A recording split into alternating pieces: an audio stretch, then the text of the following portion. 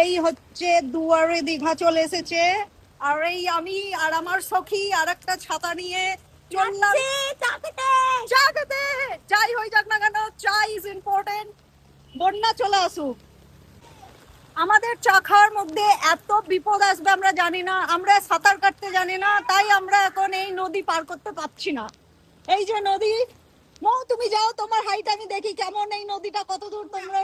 এই নদী আমি পার করতে চাই না। এই নদী আমরা পার করব না, বাট আমরা 7 সমুদ্র 13 নদী পার করে আমরা ওইখানে চা খেতে যাব। চা খাওয়াটা ইম্পর্টেন্ট।